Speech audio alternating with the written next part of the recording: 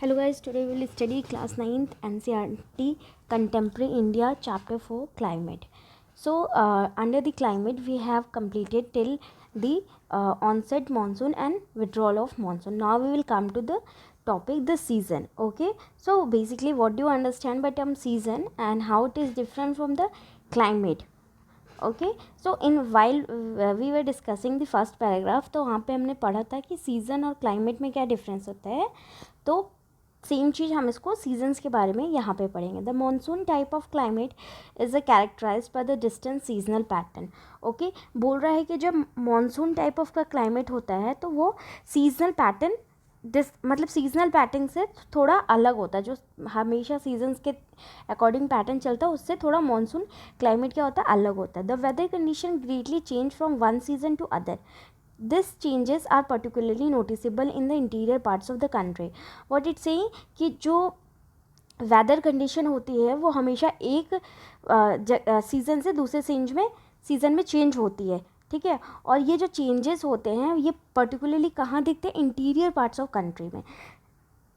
ठीक है, the coastal area do not experience much variation in temperature though there is variation in rainfall pattern. बोला जाता है जो कोस्टल एरिया होते हैं वो ज़्यादा एक्सपीरियंस नहीं करती हैं टेम्परेचर में चेंजेस को, लेकिन वहाँ पे वेरिएशन क्या होता है, रेनफॉल पैटर्न में.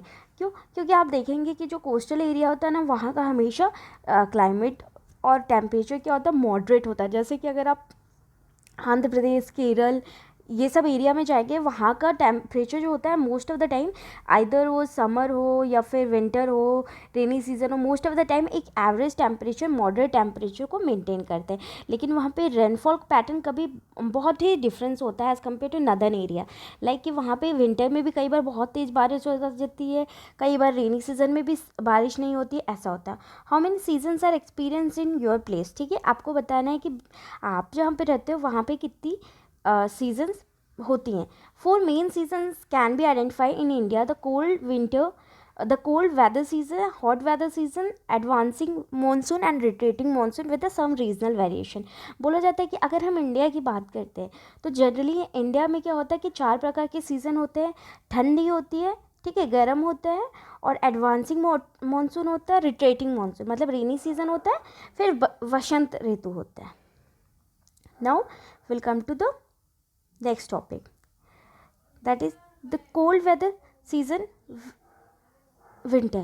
ओके, तो यहाँ पे जो टॉपिक की बात हो रही है वो कोल्ड वेदर सीजन विंटर के बारे में हम बात करेंगे.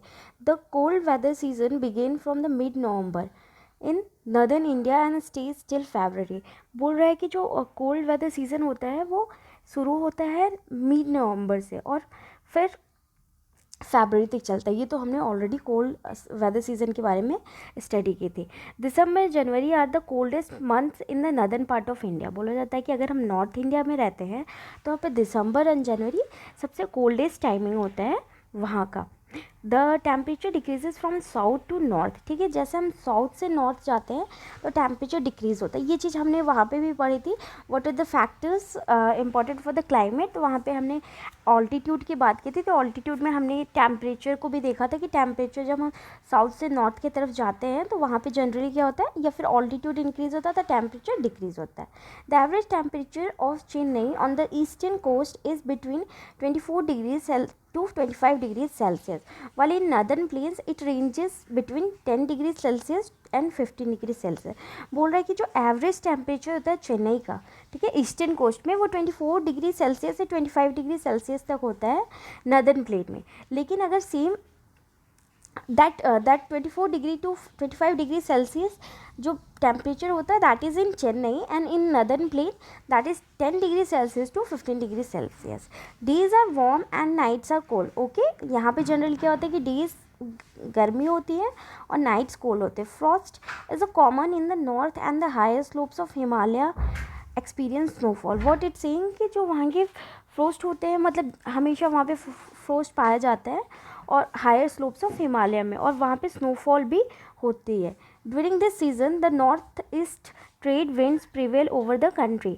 ओके, बोला जाता है कि इस टाइम पे स्पेशली विंटर सीजन की जब बात किया जाए तो जो नॉर्थ ईस्ट ट्रेड विंड्स होती है वो कंट्री में देखने को मिलती है. They blow from land to sea and hence for most part of the country it is the dry season. Okay, what happen, किसकी बात कर रहा है, नॉर्थ ईस्ट ट्रेड विंड्स की बात करना. हमने जनरली देखा था कि जब हम साउथ वेस्ट ट्रेड विंड की बात कर रहे थे तो हमने देखा था कि वो जनरली जून से आती है और लास्ट तक 100 to 120 डेज रहती है. आप लेके चलो जून जुलाई तक, हाफ ऑफ अगस्त तक रहती है. लेकिन यहाँ पे नॉर्थ ईस्ट ट्रेड विंड की बात होती है तो ये जनरली अक्टूबर या सितंबर में आती है और जनवरी तक रहती है.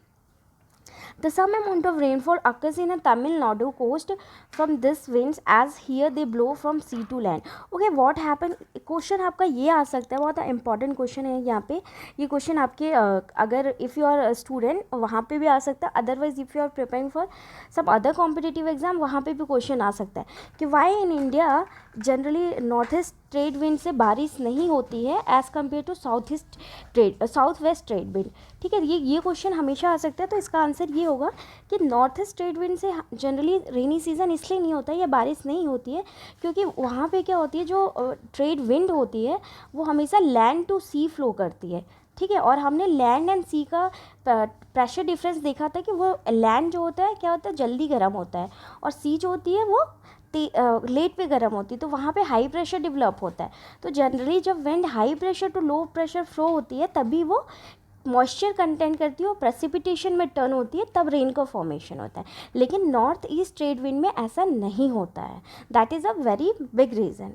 In northern part of the country a fable high pressure region develops with the light winds moving outwards from this area. Okay, what it's saying कि northern part of country में अगर हम बात करें तो थोड़ा सा हाई प्रेशर किसी एरिया में रीजन में डेवलप होता है और जो लाइट विंड्स है वो उस एरिया से अलग होके जाती है. Influenced by the relief this winds blow through the Ganga valley from the west and north west. Okay, बोला जाता है कि due to the some relief features ये जो विंड्स होती है नॉर्थ ईस्ट विंड्स ये गंगा वैली की तरफ फ्लो करती है. The weather is normally marked by clear sky, low temperatures and low humidity, feeble variable winds. Okay, अगर हम जनरली इस सीज़न की बात करें तो आप सबको पता है कि we are all familiar with the features of nature, like कि लो टेम्परेचर होता है, लो ह्यूमिडिटी होता है, फीबल वेरिएबल विंड्स होती है. A characteristic feature of cold weather season over the northern plain is the inflow of cyclonic disturbances from the west and the northwest. Okay,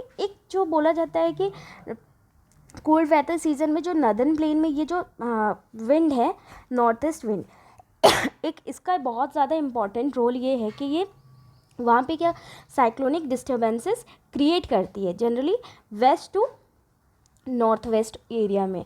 this low pressure system originate over Mediterranean Sea and Western Asia and move into the India along with the westerly flow. क्या बोल रहा है कि जो ये low pressure system है ये शुरू होता है मेडिटेरियन सी से. ठीक है, अगर आपने मेडिटेरियन सी का लोकेशन देखा होगा नियर टू द रेड सी, ठीक है, वहाँ पे वहाँ पे लो प्रेशर एरिया डेवलप होता है और वो लो प्रेशर एरिया धीरे धीरे वेस्टर्न एशिया की तरफ मूव करता है और फाइनली वो इंडिया में इंटर करता है. और वो जब इंडिया में इंटर करता है तो वहाँ पे वेस्टली फ्लो भी होता है, apart from the northerly flow westerly flow भी होता है. They cause the much needed winter rains over the plains and snowfall in the mountains. Okay, तो बेसिकली जो इंडिया में जब ठंड में बारिश होती है तो दैट्स रीज़न कि जो वो वहाँ पे जो लो प्रेशर सिस्टम डेवलप होता है over the Mediterranean see that passes and comes to the India and the rains occur because of that only.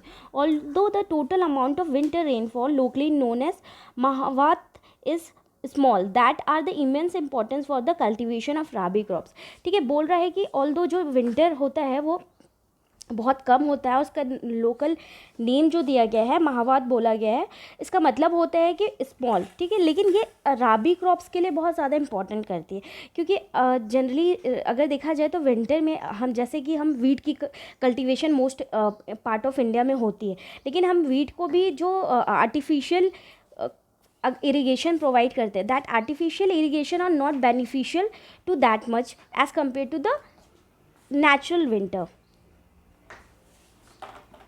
Okay, the peninsular region does not have well defined cold season. What it's saying कि जो peninsular area, जो हमने peninsular area का division देखा था, run of Kutch से cross करते हुए दिल्ली एरिया से and half portion of easterly Arunachal Pradesh से देन डेक्कन प्लेट्यू को क्रॉस करता है, ये पेनिनसुलर रीजन कहलाता है. तो बोला जाता है कि जनरली ये बोल सकते हैं कि पेनिनसुलर रीजन में कोल्ड सीजन बहुत कम होता है या फिर थोड़ा बहुत होता है. There is hardly any noticeable seasonal change in temperature pattern during winters due to moderating influence of sea. obviously very common. अगर जैसा कि जो पेनिनसुलर एरिया है वो वहाँ पे आसपास में कहीं सी नहीं है, वो एरिया ऐसा है कि that area is a land locked area. तो जब वो एरिया लैंड लॉक्ड एरिया है तो that is not under the influence of any sea और एनी कोस्टल एरिया. तो जब वहाँ पे कोई कोस्टल एरिया है ही नहीं तो टेम्परेचर चेंजेस कैसे होंगे, रेनफॉल पैटर्न कैसे होंगे. ठीक है, so far we have study the season. Under the season we have study the cold season. Now as we have already discussed that there are basically 4 seasons, so in next class we will study the summer season. Okay, I hope you have understand this class.